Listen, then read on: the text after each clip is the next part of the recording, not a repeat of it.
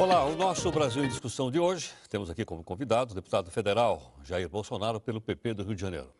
Aqui na nossa bancada, o nosso entrevistador, nosso companheiro aqui, está aqui conosco o jornalista Nirlando Beirão, que é comentarista aqui do Jornal da Record News, nosso companheiro o Marco Antônio Araújo, provocador do R7, e tem também aqui a participação do Celso Fonseca, que é o nosso editor também, editor executivo do nosso site, que é o nosso r7.com.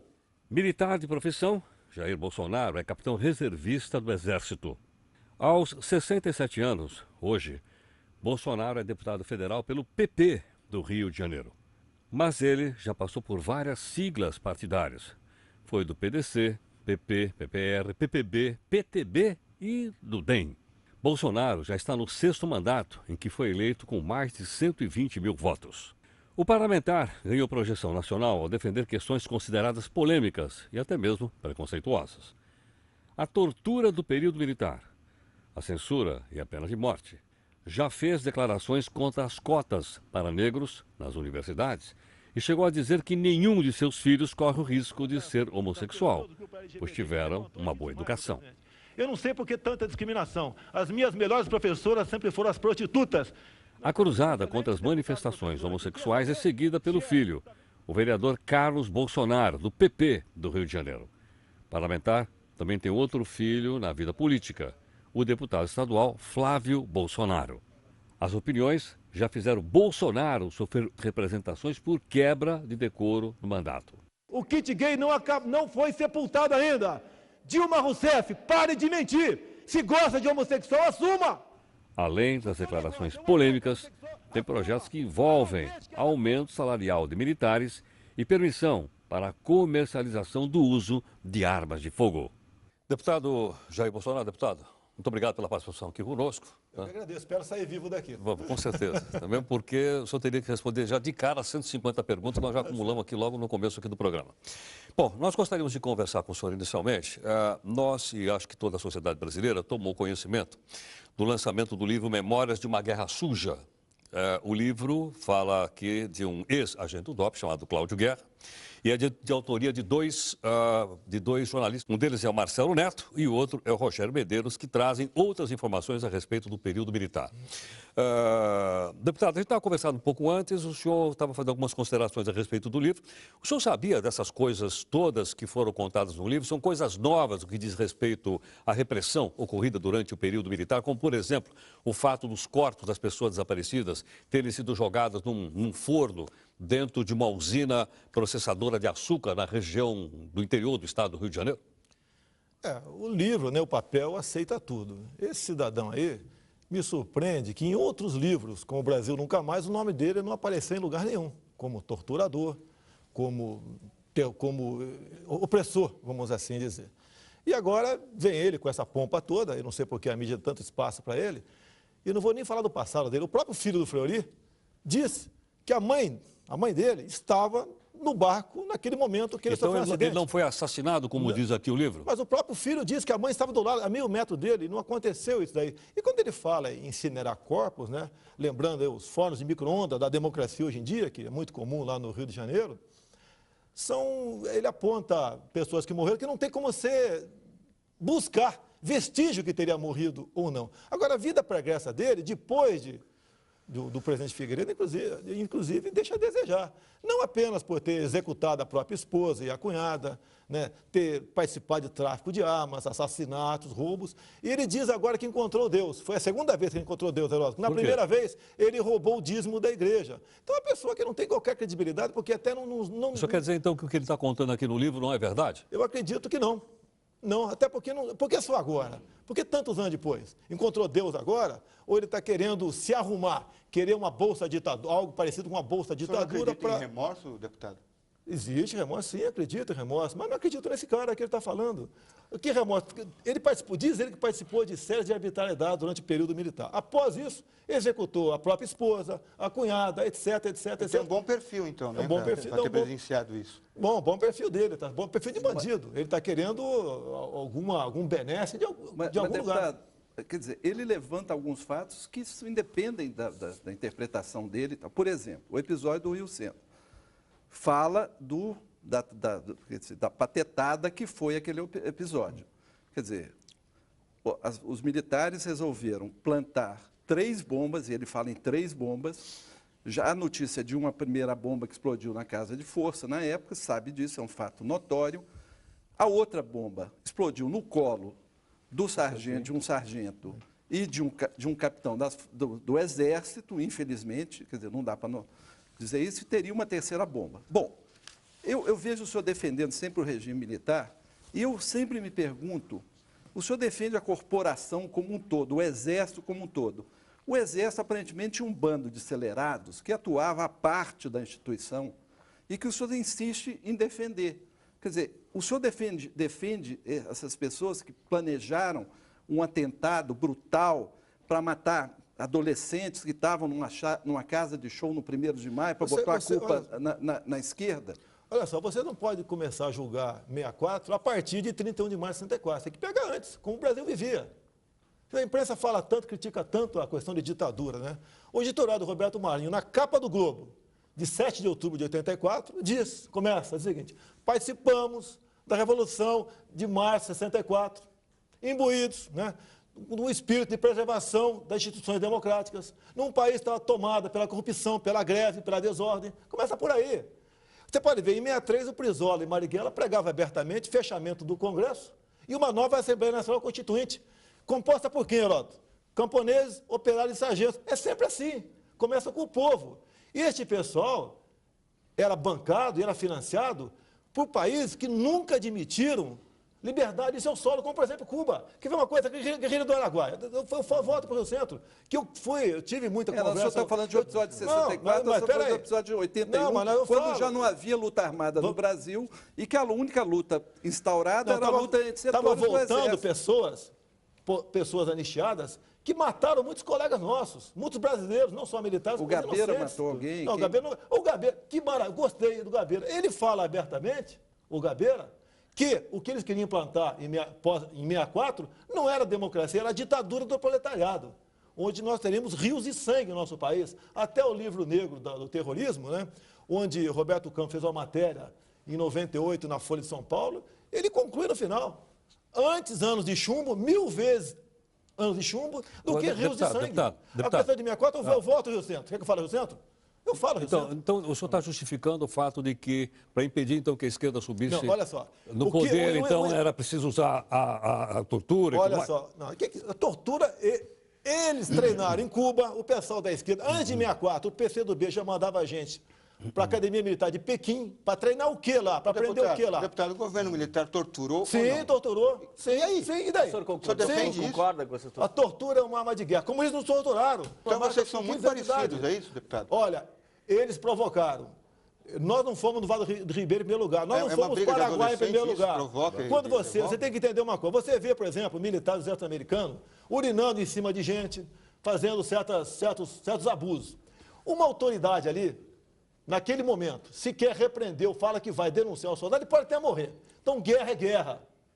Guerra é guerra, tá certo? E eles entraram na guerra. Eles perderam, graças a Deus, eles perderam em 64 e depois foram para a luta armada, financiado, repito, por países que nunca admitiram liberdade em seu solo. E, graças a Deus, nós conseguimos ganhar essa guerra. Deputado, o senhor acha que isso tudo vai ficar mais claro agora com a chamada Comissão da Verdade? Em que a população brasileira, o país, vai poder olhar agora dos olhos da história, que é uma coisa do passado, para saber exatamente o que aconteceu durante esse período? Heraldo, você compra um livro, vai a um cinema, de acordo com o título do livro, né, o do cinema. Está chamando a atenção. Comissão da Verdade, nome bonito, né? Primeiro, o PT quer a verdade. Por que não começa com a verdade do Celso Daniel? Sequestro, tortura e execução do prefeito Celso Daniel. A Comissão da Verdade, os 7, todos os 7, são indicados pela atual presidente Dilma Rousseff, parte ativa do movimento. Por que a Dilma Rousseff não começa falando da participação dela na VPR, no carro-bomba que matou o Mário Cosel Filho aqui em São Paulo? Ou então no roubo do cofre da Ademar? Só para concluir aqui, houve uma comoção nacional quando o embaixador Sérgio Vieira de Mello morreu vitimado por um carro-bomba em Bagdá. Agora, o Mário Cosel Filho, recruta da VPR da Dilma Rousseff, não tem que passar limpo. Vamos falar da Dilma. Eu vi recentemente, nós vimos todos uma foto dela num depoimento na Justiça Militar, sim, em que ela aparece com atitude, aparentemente, apesar de ter se torturado, de uma forma bastante serena, digna, altiva, e 2 oficiais do Exército se cobrindo o rosto. Eles estavam envergonhados de estarem ali naquela situação? A resposta é muito simples, né? Ela realmente, a cara dela, sem problema, né? Altiva, né? Simpática, etc. Se fosse uma ditadura, não teria fotografia. Agora, houve a fotografia e a mão na cara era exatamente por um motivo. Porque aquela foto dos jornais, os familiares daqueles militares poderiam sofrer represálias da esquerda que estava em liberdade. Em Cuba teve algum julgamento? Coreia, Albânia... Então, o senhor acha que tem que apagar esse passado? Quer dizer, a gente não tem que ter essa revisão histórica. Para que serve a anistia? Tem que continuar impune. Quer ver uma coisa? Uma das passagens do Alexandre Garcia entrevistando o Brizola.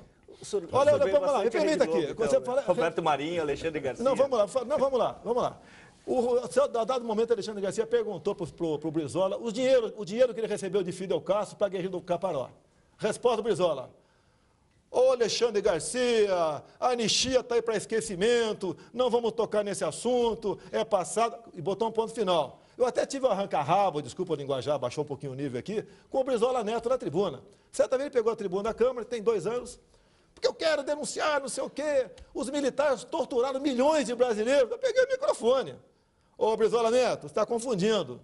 Não são milhões torturados. Milhões foi o que teu avô pegou de Fidel Castro para a guerrilha do Caparaó e comprou fazenda no Uruguai. Deputado, só para concluir. Ele quis sair no braço comigo. Deputado, só para concluir essa questão, então, da Comissão da Verdade.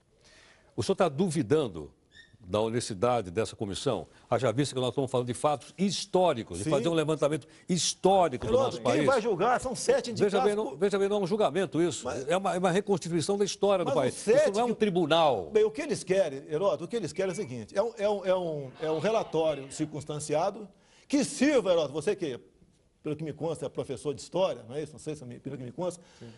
Para colocar no currículo, nas escolas, a nova história brasileira, botando Zé Dirceu como herói, Genuíno, Frank Martins, etc. como heróis, e nós como bandidos. É isso que eles querem. Agora, quer ver, eu te respondo uma coisa. Imagine um tribunal de júri com 7 traficantes para julgar o Beira-Mar. Desculpa, peraí.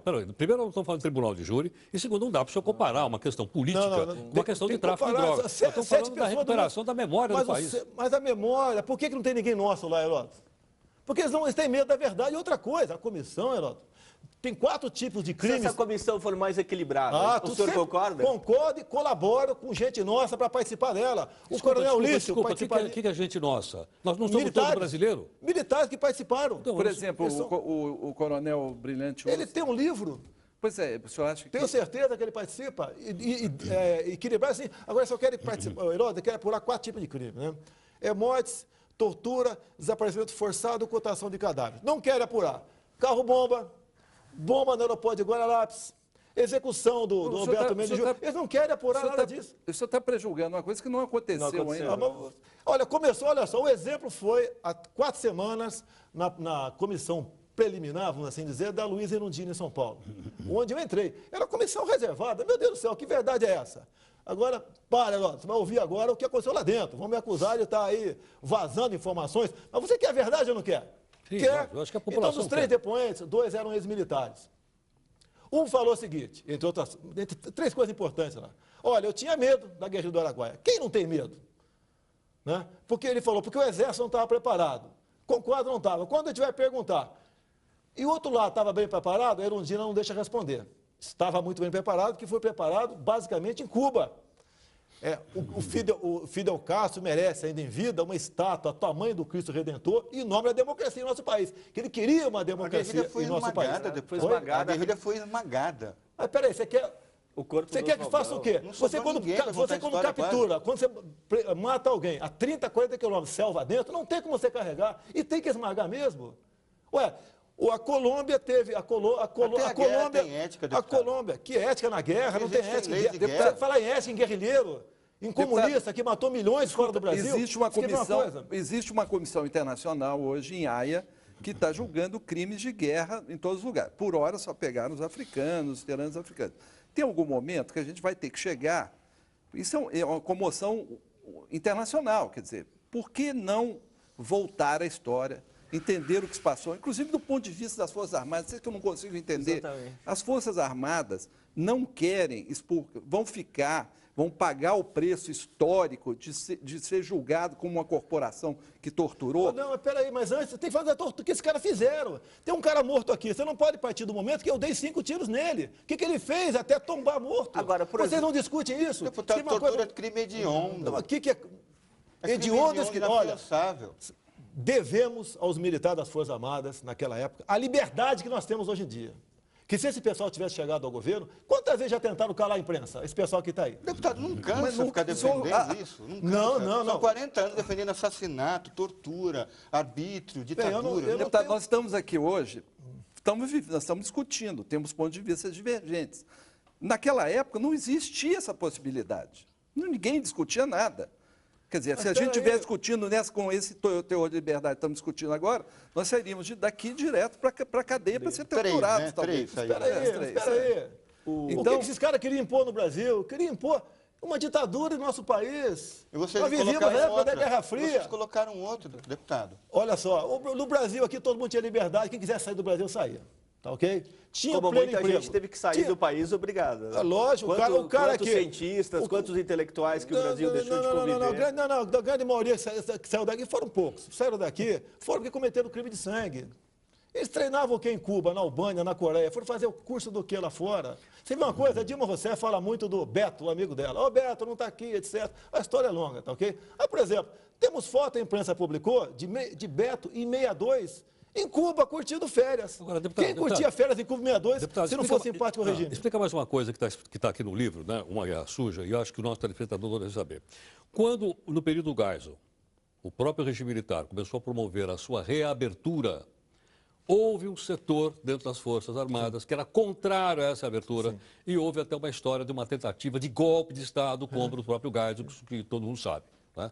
O senhor não acha que seria também bom explicar, dizendo, olha, nesse período os militares estavam querendo abrir, mas havia uma facção de extrema-direita radical dentro do Exército que era contrária à volta à democracia do país? O que acontece é o seguinte, Geraldo, houve um engajamento nosso junto à luta armada. Tá, okay? Perdemos muitos colegas. Deputado, só esclarecer. A partir do momento que você vai vivendo muito isso, você vai perdendo sensibilidade. Mas o governo era militar, o presidente era militar, o ministério era formado por maior parte dos militares, o governo tinha completamente o controle da nação. Como é que a gente justifica a existência dentro das Forças Armadas de um grupo que é contra as Forças Armadas? Sim. Isso não tem explicação. Mas, Eduardo, você quer explicar isso? Como é que... Eduardo, você quer com a Comissão da Verdade apurar a verdade deles, Heródoto. Tem uma coisa, na lei está escrito que é dever do militar colaborar. O senhor então não leva em consideração que a história não vai fazer julgamento de ninguém? Não, esse 7? Não, eu estou dizendo esse 7 já foi balão de ensaio. Isso aqui é uma fonte, existem outros. Balão de ensaio nessa Comissão da Verdade. Nilmar Miranda, a filha do Rubens Paiva. Olha, eu conheci a filha do Rubens Paiva. Eu sou do Vale do Ribeiro, eu sou de Eldorado Paulista. A família Paiva tinha uma fazenda enorme chamada Caraitá, em Eldorado. Em 1970, o Lamarca se alojou próxima à divisa da fazenda do Rubens Paiva, indicado por ele. E depois, quando ele foi descoberto, a suspeita caiu em cima de que o Rubens Paiva teria, mediante tortura, denunciado aquela situação. Tanto é que o Lamarca, quando passou em Eldorado, ele passou, feriu 3 soldados, feriu uma mulher e fugiu, foi morrer na Bahia em 71. E o Rubens Paiva também em 71. Então o Rubens Paiva também estava envolvido na guerrilha, estava dando apoio à luta armada do nosso país e vivia inclusive, no Chile. Você quer esperar o quê dessa gente? Que o fato de ter sido morto em tortura, olha só. Isso ter sumido no cadáver. O Rubens Paiva estava jurado, ia ser justiçado pela esquerda da VPR do Lamarca. Mas vocês foram e fizeram o serviço, então. Mas o que é fazer serviço? Eu não entendi o que é fazer serviço. Argumento. Que argumento? Que o Rubens Paiva tinha ligação com o Lamarca. Que o Lamarca isso justifica. Mas vocês querem dizer que é a mesma coisa que dizer que os traficantes, por aí, quando morrem em combate com a polícia, nós temos que punir o policial militar. É a mesma coisa. Vocês falam em presos políticos. Preso político tem em Cuba e ninguém faz nada. Deputado, o senhor acha que cometeu barbaridades, como, por exemplo, torturas, tem que responder permanentemente e o crime de tortura não pode ser anistiado? Olha, a tortura passou a ser captada de lei há pouco tempo, né? Agora, o PT agora está pensando em criminalizar o terrorismo. Só com um detalhe, acredite se quiser. O grupo 16 juristas que estão fazendo trabalho no Senado, então, se nós aqui fomos agora no aeroporto aqui, tocar fogo num avião, ou invadir uma fazenda de de experimentos aí, de transgênicos, nós aqui, nós começamos com 8 anos de cadeia. Agora, se for o MST, deputado, a via campesina, não. Eu pergunto uma coisa, você está respondendo outra. Eu estou falando, Heródoto. As pessoas que querem a verdade são as pessoas que... Não, então eu vou voltar à pergunta. Sim. O senhor acha que pessoa que cometeu crime de tortura tem direito a ser anistiado ou não tem anistia para quem cometeu? A partir de agora, não. Capital tem lei. Se não me engano, 98. É a sua opinião. Mas isso, do ponto de vista internacional, legislação internacional, isso é um crime hediondo, não é no Brasil, no mundo inteiro. Se assim o americano colaborou com o regime militar aqui, colaborou com a Argentina, e eles querem nos julgar agora. O know-how da tortura brasileira é brasileiro ou é americano? Não, cubana. Cubana. É chinesa. Mas não vieram americanos aqui. Olha só. O senhor... Olha só. Não é palavrão que eu falar aqui, não, pelo amor de Deus. Tá? Entre as técnicas cubanas, tem a merdaca, ou seja, afundar preso em merda. Tá ok? Isso sempre se praticou em Cuba. Sempre. Em 82 foram os 200 últimos fuzilamentos em massa em Cuba. E esse pessoal que quer a verdade é o pessoal que admira Fidel Castro. O Lula há pouco tempo falou que Fidel Castro é um exemplo, modelo superior de conduta ética. Ele falou que na Venezuela pode faltar tudo, menos democracia. O senhor só defende, o senhor sempre usa o erro do outro, defende o outro, criticar o seu. Guerra é guerra. Se nós fôssemos complacentes, como a Colômbia foi com seus guerrilheiros, teríamos hoje no coração do Brasil uma FARC, como a Colômbia tem lá. Então é guerra. Você não tem como... Eu fico chateado muitas vezes quando eu vejo aí armas, por exemplo, o policial militar achando que o policial militar não pode ir desarmado para casa, que a arma dele tem que ser não letal, etc. E o vagabundo está com fuzil. Como que o senhor participou dessa guerra? O senhor já era militar? Não, eu entrei no Exército em 1973, Escola Preparatória de Cadetes em Campinas. A minha colaboração, no caso Lamarca, é que eu morava em Eldorado Paulista, ouvi os tiros dele, e quando o Exército acampou às margens direitas do Rio Ribeira de Guape, eu me aproximei do acampamento e conversava, dava dica, era palmiteiro. Eu raramente usava um alpargatas aqui, um bamba moral, um rod, e colaborei nesse sentido com o pessoal. Inclusive, lá, devo a eles, né, um ICAM, um panfleto sobre instrução de concurso. Foi aí que o senhor se encantou pelo Exército? Eu me apaixonei pelo Exército Brasileiro. Deputado, o senhor acha que dá uma boa contribuição à democracia brasileira, defendendo, obviamente, algumas posições polêmicas, porém respeitáveis? Todos nós aqui respeitamos as suas opiniões, obviamente, ainda que a gente não concorda, mas estamos respeitando. O senhor faz parte de um partido político chamado PP, né, que tem, entre outros militantes, o senhor Paulo Maluf, que também tem uma ligação forte com a ditadura, e tem também pesa contra ele uma série de suspeitas a respeito de malversação de dinheiro público. Né? E vez por outra a gente ouve dizer que ele não pode sair do Brasil porque ele está na lista da Interpol. Como é que o senhor se sente, né, politicamente dentro de um partido? É de direita o PP também ou não? Eu sei que eu sou de direita. O senhor é de direita. Como é que o senhor se sente, então, dentro do PP, fazendo política no Congresso Nacional? Olha, eu não voto com o meu partido, nem com esse, nem com os outros a qual eu pertenci no passado. Digo de passagem, a grande maioria eu deixei o partido porque ele foi extinto, foi se fundindo com outros partidos. Agora, e se eu tivesse no PT do Zé Disseu, do José Genuíno? Estaria muito mais desconfortável ainda. Agora, você tem que ter um partido. Eu sou respeitado dentro do meu partido. Não, geralmente lá, quando tem um voto só contrário, o pessoal já fala, nem procura saber quem foi, sei que foi o Bolsonaro. E a contribuição que eu dou com a democracia, tanto é verdade que eu dou, porque você me convidou para o senhor acha que contribui para a democracia fazer parte de qualquer partido político? Quer dizer, qualquer partido serve. Não seria bom ter partido forte para ter uma democracia? O senhor está dizendo que um partido não significa nada. O que é partido forte? Você sabe como é que funciona a política no Brasil. São os partidos ou grupo de pessoas, né, que em troca de alguma coisa, tá, dão seu apoio ao governo. Mas aí eu não participo disso. O senhor estimulou seus filhos a serem políticos? Não, estimulei a não ser militar, porque, lamentavelmente, nós somos uma classe aí, tá, de terceira categoria para o governo anterior e de quarta para esse governo que está aí. Agora, eu lancei um filho meu candidato, foi muito bem votado, não gastou nada, porque quem gastou foi ele. Depois lancei outro que é vereador na capital. O meu terceiro é policial federal. Okay? E tenho mais dois ainda. O senhor disse que é de direita, o que é elogiável, que raramente acontece isso. Quem mais é de direita no Brasil? O senhor citou o Globo. As organizações Globo são de direita ou não? Não, eu não vou julgar a imprensa aqui. Mas quem mais? O senhor está solitário? Sozinho todo mundo, deputado. Não, eu estou sozinho. Eu tenho 120 mil votos. E não vem só de militar esses votos, não. Já Inclusive, dizem alguns especialistas aí que eu devo ter 500 mil votos na próxima, depois dessa questão aí da homofobia. Ninguém duvida da sua representatividade. Mas quem mais? Você está sozinho nessa briga? Mas eu tenho. Olha só, quando o PT era oposição, o PT votava comigo.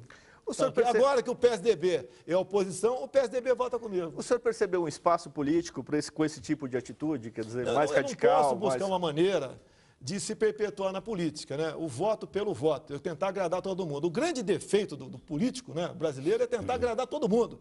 Por exemplo, eu fui o único a votar contra a proposta de emenda à Constituição do Antônio Carlos Magalhães, que criar o Fundo de Combate à Pobreza. Porque a única verdade que tinha ali é que aumentou a CPMF, do 30 para 0,38, e virou essa demagogia que está aí.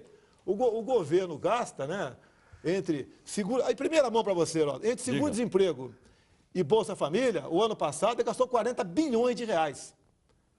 E esse pessoal não está computado como desempregado.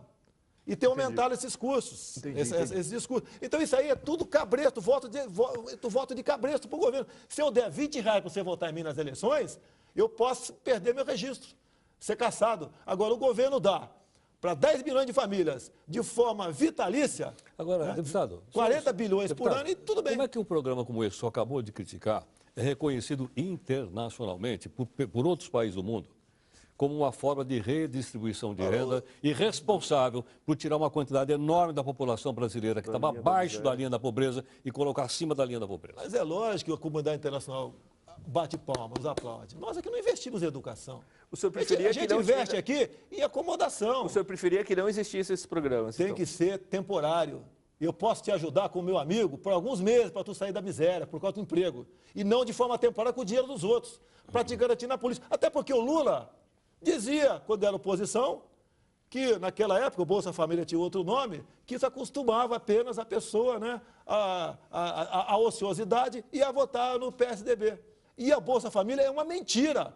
Você no Nordeste, você não consegue uma pessoa para trabalhar na tua casa. Quer dizer, porque se você for trabalhar, perde o Bolsa Família. Na sua visão, a economia brasileira é um desastre, está indo mal, não está crescendo emprego, olha só. Não tirou 30 milhões da... Espera aí. Não é desemprego, já te falei aqui o desemprego. Tá? O pessoal que recebe Bolsa Família e recebe seguro-desemprego está como empregado. Está como empregado. É a menor taxa de O senhor preferia que mas é lógico. O senhor preferia que essas pessoas ficassem... Quem recebe Bolsa Família... Você concorda que quem recebe Bolsa Família esteja no governo cadastrado como empregado? Ou como recebe seguro-desemprego? E aí, seguro-desemprego hoje em dia um mar de corrupção no nosso país. É comum, comuníssimo, patrão fazer acordo com o empregado. Vamos acabar com o seguro-desemprego, isso eu proponho?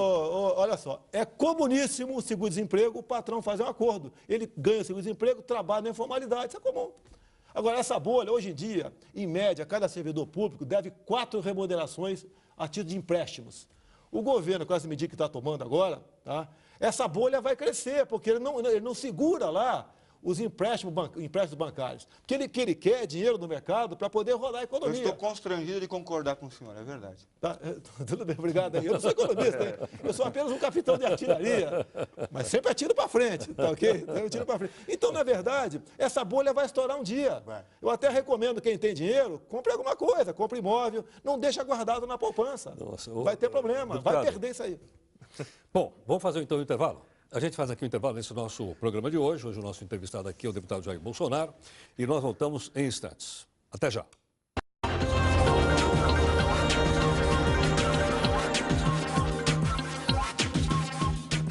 Bem, nós voltamos aqui com o nosso Brasil em Discussão. Hoje o nosso convidado, o deputado pelo PP do Rio de Janeiro, o deputado Jair Bolsonaro, que está aqui conosco. Participa do programa o jornalista Nirlando Beirão, o meu companheiro no Jornal da Record News, e também o nosso provocador, o Marco Antônio Araújo e o Celso Fonseca, ambos do R7.com. Deputado, deixa eu mostrar aqui na nossa tela uma pergunta do Kennedy Moraes para o senhor. Olha aqui, ó. Vamos ver se está aqui, de cima. Ele diz o seguinte, que uma declaração do senhor, o senhor disse que o filho começa a ficar assim meio gayzinho, ele muda o comportamento dele. Ele pergunta se realmente o senhor acredita que o que faz um homem, um indivíduo de caráter e respeito, bem como ser heterossexual ou homossexual, é o fato de sofrer uma educação repressiva, ser espancado ou censurado pelos pais. E o senhor apanhava muito em casa e apanhou também no Exército? Pergunta aqui o Kennedy. No Exército eu nunca tive esse problema, né? Nem bati, nem apanhei, sem problema nenhum. Olha, assim como você muda o comportamento de um garoto agressivo, você pode mudar o comportamento de um garoto que quer ter certos comportamentos que não estão de acordo com a minha linhagem. Acabou. Você vê, se um garoto começa a andar com quem fuma, com quem cheira maconha, com quem cheira, vai acabar fumando, cheirando. Se começa a andar com só aluno que não quer estudar, vai virar vagabundo. E se começar a andar com homossexuais, com toda certeza, tem tudo para virar homossexual também. Isso se resolve na pancada, é isso? Desculpa. O que é pancada? Tem a lei das palmadas em Brasília agora. Eu segurei a lei das palmadas. Eu entrei com recurso, eu segurei. Aliás, a pergunta do João aqui é sobre Eu segurei a lei das palmadas em Brasília. Que moral tem qualquer governo, quem dirá esse que está aí, dizer como eu devo educar meu filho em casa? Ninguém é a favor de espancamento. E sabe quem patrocinou essa proposta inicialmente, o ano passado aqui? A Rainha Silvia da Suécia. Então eu perguntei para a Rainha Silvia, eu não posso dar um tapa na bunda do meu filho de 17 anos de idade porque está cheirando maconha. Agora, na Suécia... Mas 17 já é um rapagão. Na Suécia, a idade penal começa com 15 anos, começa com 15, lá ele vai para a cadeia. Aqui, se eu der um tapa na bunda do meu filho, eu acabo sendo condenado ao afastamento do lar. Agora, para o primeiro mundo, quanto mais tivermos aqui imbecilizados aqui, sem cultura, melhor para eles. Somos um país rico. O senhor é favorável, então, que a putabilidade, a criminalidade, então, do jovem comece abaixo dos 18?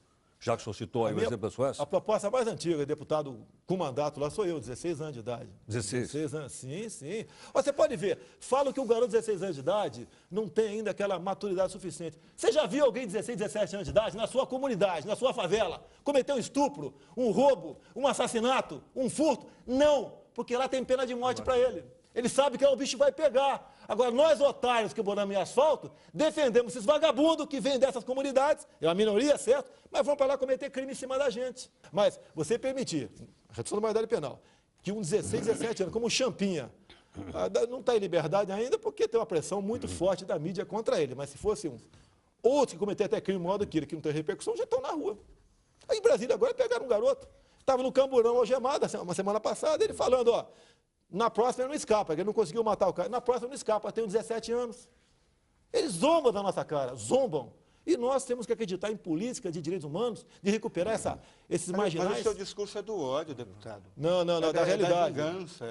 Se você fizer uma pesquisa aqui, no mínimo 85% favorável à redução do maioridade penal. É isso? Tá certo? Mas é o seguinte, você fica com ódio a partir do momento que aquele cometeu um mal para você ou para a tua família, uma filha nossa, uma mãe, uma irmã nossa, não é punido. Todas essas questões que o senhor está lembrando, especialmente em relação à segurança, não são coisas que a gente tem que resolver, então, desenvolvendo melhor o nosso Código Penal, nosso Código de Processo Penal, nossa justiça, nosso poder judiciário. Concorda, se você... Porque aparentemente parece que a gente tem que resolver as coisas pela vingança, pela vendetta. Quer dizer, o sujeito, então, se fosse meu filho, eu matava o cara. O senhor realmente não acredita que possa ter afeto, carinho e amor entre duas pessoas do mesmo sexo? Olha, minha briga nunca foi contra o homossexual. Foi no material a ser distribuído nas escolas. Que material?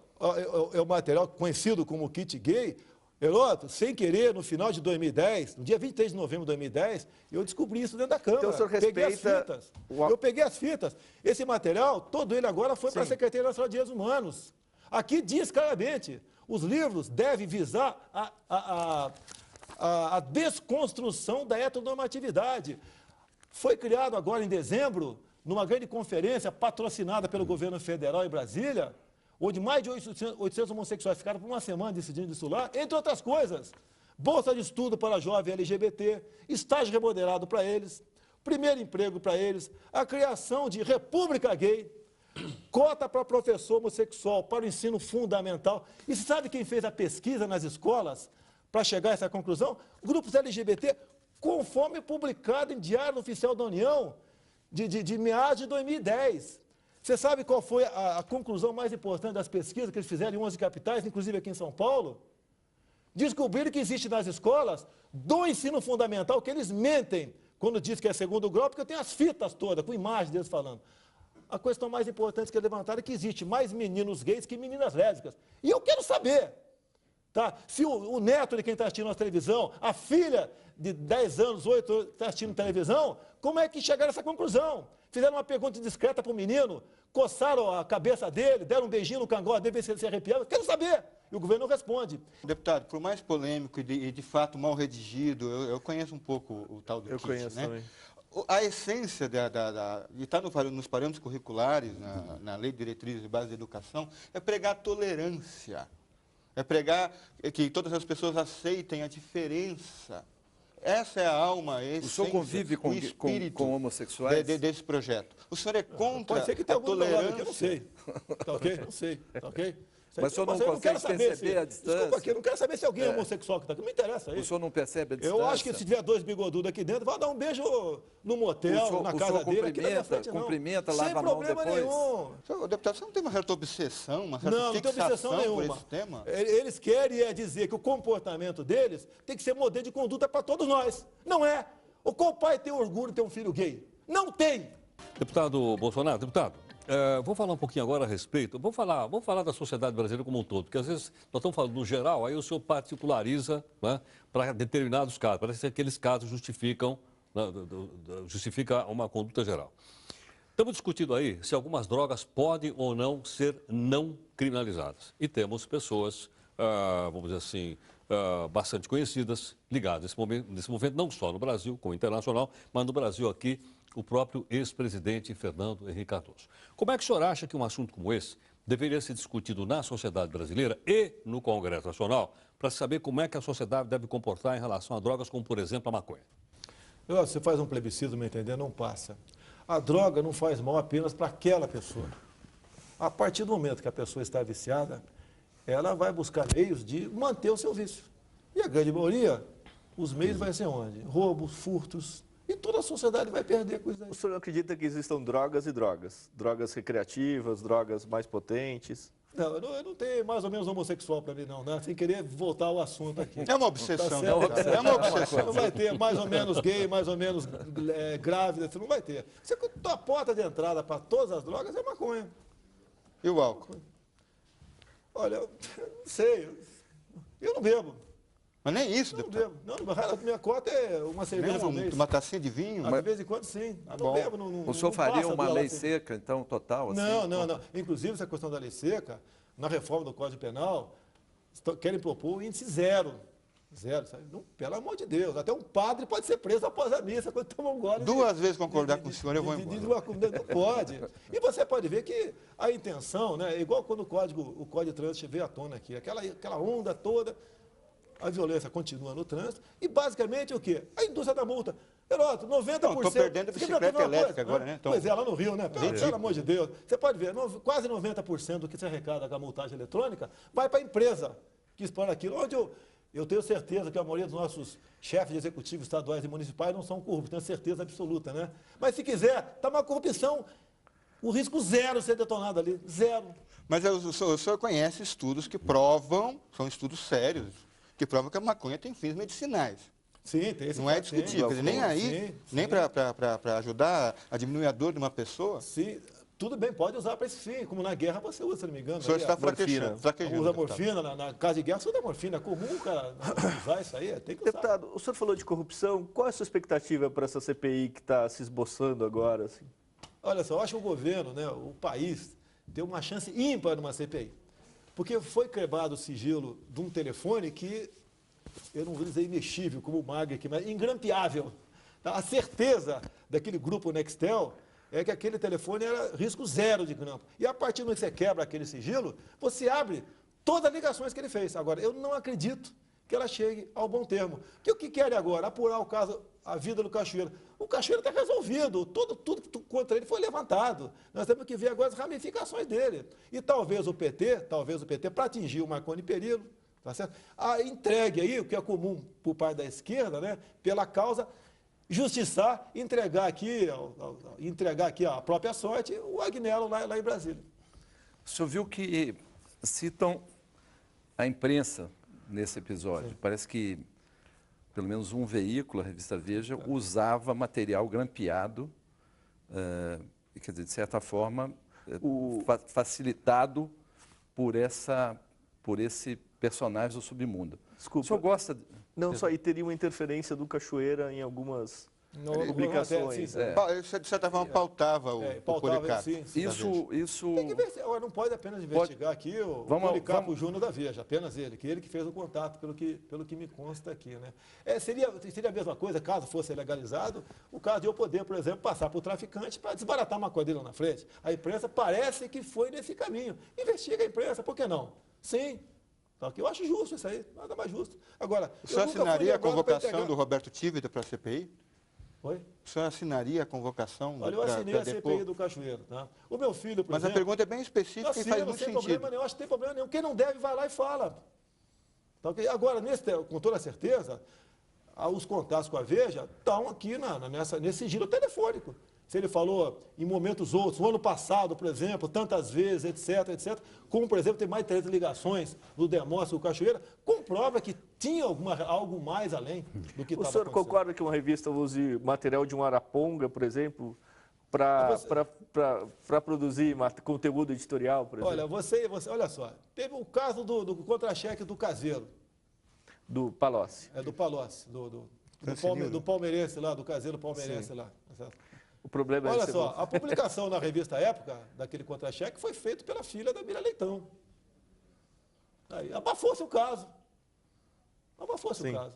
Agora, vocês dizem da imprensa que vocês podem preservar o sigilo da fonte. Eu já fui usado como fonte no passado, respondi processo. Tá ok? Tudo bem, regra do jogo.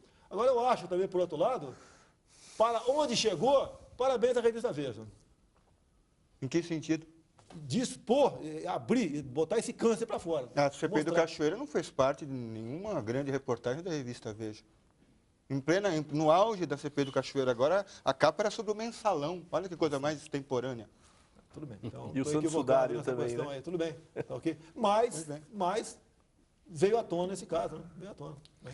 Deputado, o senhor acha que, já que a gente está falando em CPI, as ligações da empreiteira Delta, que devem ser apuradas também na CPI, parece que há uma limitação geográfica em ficar só ali na região central do Brasil. Só que essa empreiteira tem obras espalhadas por todo o Brasil, inclusive no seu estado, Rio de Janeiro, aqui em São Paulo, etc. Na sua opinião, deveria ser aberta para todo mundo? Ou seja, deveríamos chamar, por exemplo, o governador do Rio de Janeiro, Sérgio Cabral, para explicar aquelas fotos dele lá com o dono da Delta? A Assembleia Legislativa do Rio de Janeiro começou a colher assinatura para uma CPI lá do Cachoeira nossa lá. Ontem tinham 14 assinaturas, hoje passou para 13. O seu filho assinou ou não? Assinou a CPI, foi pressionado já para retirar o pressionado por quem? Já foi, calma lá, eu tenho que preservar meu sigilo, calma lá. Foi pressionado, você está louco para me pegar aqui, né? Foi pressionado já. Ele, inclusive, ele falou que não ia retirar, ele falou o seguinte, ó, fala para o meu pai mandar eu retirar, vê se alguém ligou para mim. Não ligou, ele não deu favores para ninguém, nem o meu partido. Respeito todos da Câmara dos Deputados, tá certo? Não estou lá para buscar lá furo lá dentro, que tem bastante, tá ok? Mas eu faço a minha parte. Veja bem, o senhor fala em respeito, mas nós mostramos na abertura do programa uma maneira desrespeitosa do senhor em relação à presidente Dilma Rousseff, que o senhor gosta, não gosta? É a presidente de fato. O senhor já pediu desculpas para ela? Não vou pedir. Desculpa ela tem que pedir para a sociedade, por estar enganando a sociedade, é a questão do kit gay. Já teve outros passos dentro da Secretaria Nacional de Direitos Humanos. E ela tem uma causa de amor um caso de amor com a causa gay. Quem fala que diz que não tem? Tem. Por que o senhor escapou da cassação até agora? Eu já escapei vou chutar aqui, 30% de cassação. Tá, okay? É tudo para ocupar a tribuna. O pessoal fala tanto em liberdade de expressão, né? Quando ocupa a tribuna, geralmente, né, às vezes um pouco mais inflamado, vem processo de cassação em cima de mim. Eu não vou deixar de falar, povo. Inclusive, certa vez, né, estava tão pesado, quando eu bati no Fernando Henrique Cardoso, tinha que fuzilar 30 mil corruptos, a começar com o FHC, quando ele privatizou a Vada do Rio Doce, queria que eu pedisse desculpa para me livrar do processo de cassação. Deputado, o senhor não acha que há uma diferença entre falar sobre questões políticas de um governante e falar a respeito da sua personalidade? Não, ou seja, pode dizer que o personante, que ele não é competente, mas você vai e ataca a figura da pessoa? Não é figura, quer dizer, ao invés da gente fazer política, a gente faz uma retaliação, como o senhor fez, nós mostramos aí no começo da matéria. No meu entender, não foi. O momento exige isso. A agressão à família brasileira é incomensurável, E alguém tem que chamar a atenção. Que se não chamar... se eu não tivesse esse comportamento, eu não estaria no teu programa. Eu não faço isso para estar aqui. Tá, mas eu sou chamada porque ou vocês querem tirar um leite de mim, a presidente Dilma tem uma filha. Se o senhor fosse filho da presidente Dilma, o que o senhor faria com um deputado que tratasse ela daquela forma? Peraí, pelo amor de Deus, olha só, o crime que ela está cometendo ainda na questão do material homoafetivo nas escolas merecia chamar atenção. Eu passei 6 meses apanhando na Câmara nessa questão do kit gay. Depois a bancada evangélica entrou na briga. Se não fosse a bancada evangélica, não teríamos ganho essa guerra. Não teríamos ganho. O senhor se sente legitimado a falar pela família brasileira? O senhor se julga um porta-voz da família brasileira? Tem cara que me detesta, tem cara que quer me fuzilar, tá certo? Agora, eu sou eu, você sabe quem eu sou. Eu não mudo. Se for o governo, o presidente da República for um outro, de outro partido, em 2015, eu não vou ser diferente do que está aqui. Eu quero ser amigo do presidente, não consegui ser até hoje. Eu quero ter um prefeito amigo, um deputado, não consigo ter, lá no Rio de Janeiro, não consigo ter ainda. Agora, eu falo do coração. Se eu não tivesse oportunidade, não tiver imunidade para falar, eu vou ter para quê?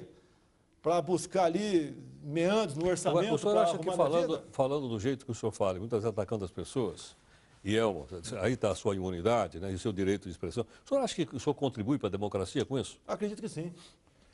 O que acontece é o seguinte, é natural do político do Brasil atualmente, é contemporizar. É deixar para lá. Não, o senhor é a direita que saiu do armário. Isso eu reconheço e é um elogio. É um elogio. O senhor fala o que muita gente pensa. Olha só, eu lembro do meu tempo de quartel, nativa, né? Eu via certos absurdos, eu ficava doido. Dava pirueta lá fora do quartel, etc. Agora que eu estou em Brasília, eu não vou deixar de botar isso para fora, de buscar uma solução. Quer ver uma coisa? Olha uma coisa que me revolta. Vocês estão aqui uma certa defesa da Dilma Rousseff. Por ocasião das eleições de 2010, ela mandou uma carta aos comandantes militares, dizendo que ia manter a política de reposição salarial dos militares. A exemplo do Lula. A imprensa noticiou isso aí. Eu tenho a original da cópia dessa carta.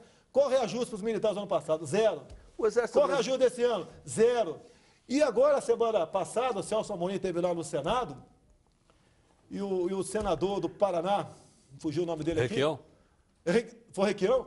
Não, foi o Álvaro Dias. Questionou o ministro seguinte: ministro Celso Amorim, estamos fazendo um concurso para o Senado. Salário inicial, R$19 mil. Algum dos seus comandantes de força, 4 estrelas que estão aí, ganham mais do que isso depois de 50 anos de serviço? Ele ficou quieto. O Exército Brasileiro está sucateado?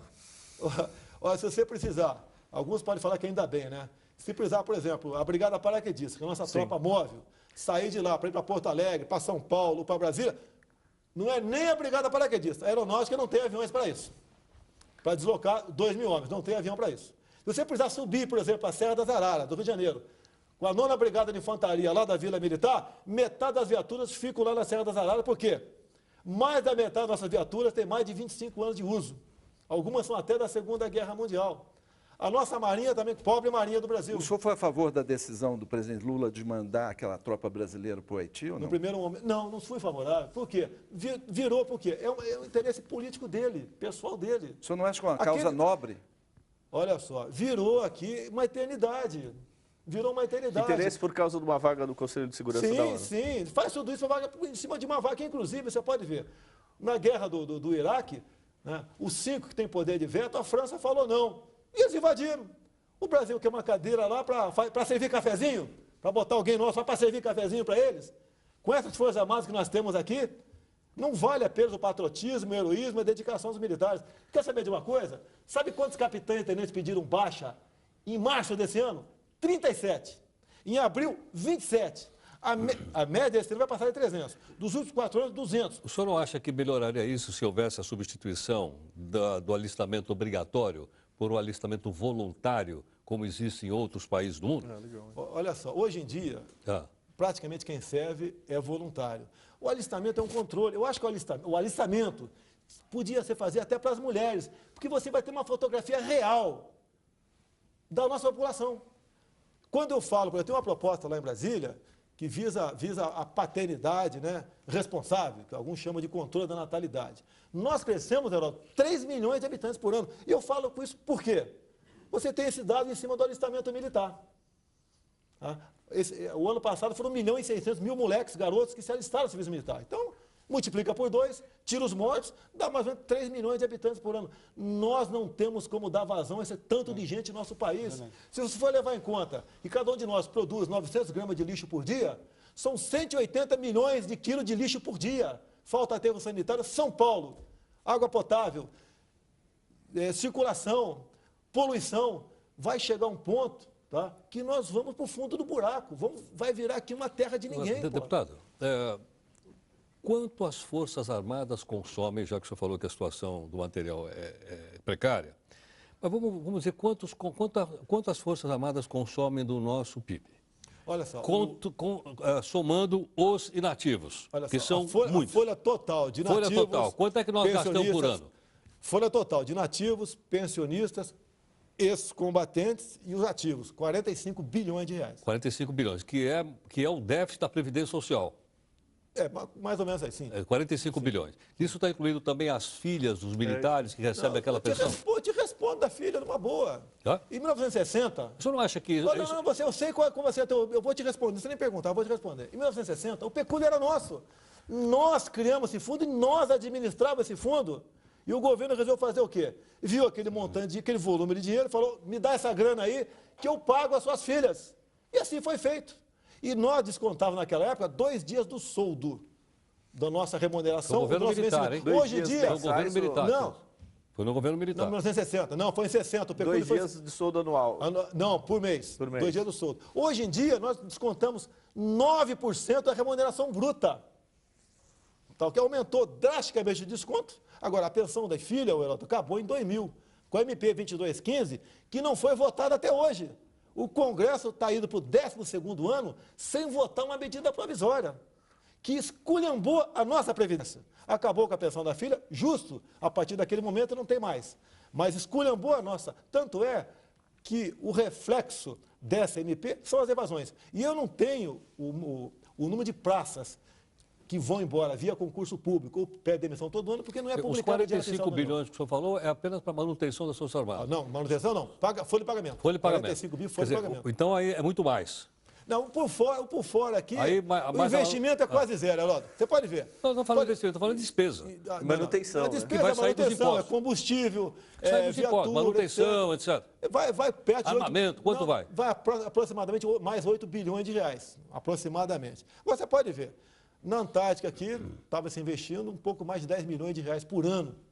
Agora o Lula deu para o Fidel Castro 1 bilhão de reais para fim de prospecção de petróleo e reforma do Porto de Maré. E a Dilma, agora, na última ida dela lá, ela já tinha dado 100 milhões e falou que vai completar no governo Não, dela mas são 1 bilhão de reais. financiamentos, né? Não, São financiamentos. Heródoto, isso é Financiamento BNDES. que vai favorecer empresas brasileiras para prestar Brasileiras, serviço lá. Heródoto, 2 bilhões de reais para Cuba, Heródoto. Pelo amor de Deus, Heródoto. Não, o nosso país tem regiões paupérrimas aqui. Cuba é outra obsessão do senhor? Sim, eu não concordo com aquilo que está lá. E Guantánamo? Guantánamo é legal. Olha, tem o ministro da Defesa americano, o Donald Ruff, o último, né? Tinha uma mulher que reclamou sobre Guantánamo e falou, olha, leve um desses terroristas para tua casa. A primeira coisa, começa usando burca. Aquele pessoal lá, são terroristas, poxa. São gente que não tem amor à própria vida. Vai ter a tua, a minha, dos outros, não vai ter. Tá ok? E o que devemos fazer com ele, então? Ok? O que fazer com ele? Julga e condena ou absolve e resolve o problema. Porque a jogar o mar.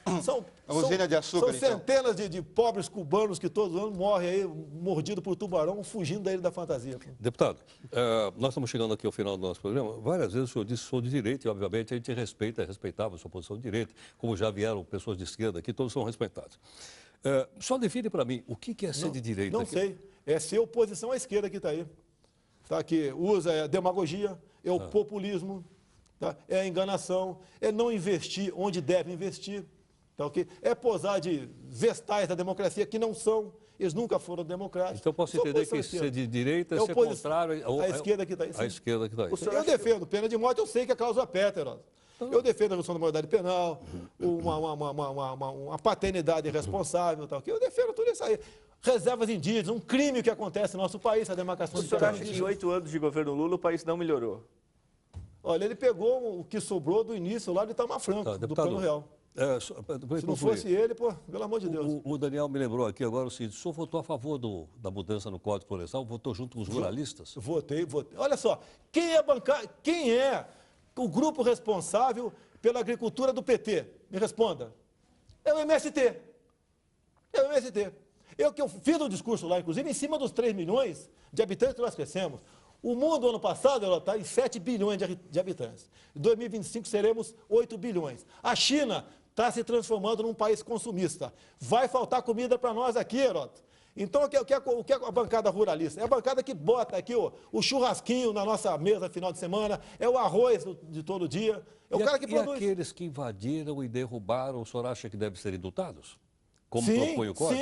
sim. Indulta o pessoal. Sim, não tem, são multas impagáveis. Sim. São impagáveis, tá certo? Se apropriaram de terras públicas. Oi? Se apropriaram de terras públicas. Ô, Heródoto, E não- terra pública não cabe nem uso capião, Heródoto, tá ok? Não, então é que- você tira os caras é que de lá. quando o MST se apropria, não diz que é a revolução. Quando o pessoal Mas vai lá ocupa tomar... para quê? A última foi em Sarandi, do MST. Invadiu lá um local de vacina de animais e acabou com tudo aquilo e tudo bem. Tá certo. Bom, deputado, o nosso tempo está esgotado. Eu queria agradecer a participação do senhor. Quando o senhor disse por que foi chamado aqui, porque nós pretendemos chamar aqui pessoas que pensem de maneira diferente. Opa, muito bom. Respeitamos todas as pessoas que Então estão serviu aqui. para alguma coisa aqui. Não, sem dúvida. Né? O senhor foi chamado porque o senhor pensa de maneira diferente, nós respeitamos e temos o direito aqui de meus debater parabéns por- democraticamente, não só com o senhor, como outros que virão E aqui. meus parabéns, você cresceu no meu conceito. É uma iniciativa aqui da Record News. Quero agradecer, então, ao jornalista Nilando Beirão, o jornalista Marco Antônio Araújo e também o jornalista Celso Fonseca. Muito obrigado a todos. E nós convidamos você para um outro debate tão acalorado como esse, mas aberto, democrático, franco, livre e com garantia de liberdade de expressão aqui da nossa Record News. Até mais. Obrigado.